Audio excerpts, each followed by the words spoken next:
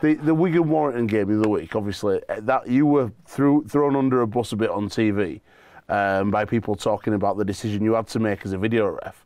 Would you get a shut of video refs altogether? Possibly. Possibly. I say either every game or no games. And I think that's a fair argument.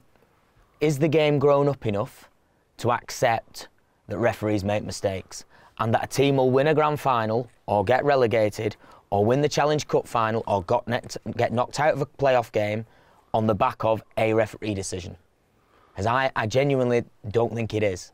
And if it was, you could get rid of video referees tomorrow for me. Yeah. But we all know that coaches, players, fans want utopia, and the world isn't utopic. 100%. That's love brilliant. it. Love it. Can we just, while he brings up that point, Warrington, Wigan, can we just talk through your thinking in that? So I'm there as well, and I'm watching. You're on TV. I'm watching Tommy Luluai, Blake Austin there. Great shot, exactly the type of shot. Legal, fair shots like you want to see. Ball gets dislodged, hits his hand incidentally. I don't think he's played it. He's not even seen it. But Sargent's try subsequently gets disallowed. So how's that process play out in your own mind, looking back on it? Yeah, it was a tough week on the back of it. Right. Because whether it's right or wrong, yeah, the world thinks it's wrong. So you can convince everybody that technically there's 2 knock-ons, yeah, but ultimately players, coaches, administrators, the game, yeah, all think it's wrong. The best thing that happened for me was Sean Wayne came out and said he thought it was right. Right. Now, whether that was said tongue-in-cheek, I don't know, but I think he's a pretty decent bloke, right, and he says what he believes, and he came out and said, look, I think it's hit his hand and therefore it's no try. Steve Price, if I'm Steve Price, I'm probably saying, well, yeah, it does hit his hand. Yeah. But if we didn't go to the video ref, I think we give a try all day long and nobody really argues. Yeah, yeah. Once you go to the video ref, things become black and white, yeah, and you lose that little bit of a feel.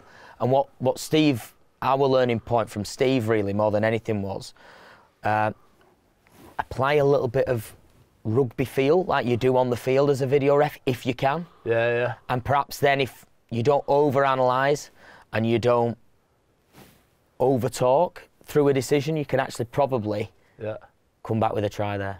Do you think it's right that people can hear you on telly? I think that helps sell the message. Yeah, people didn't even want to listen to what I had to say, though, because they'd sooner listen to what Jonathan Davis says. So... Ooh.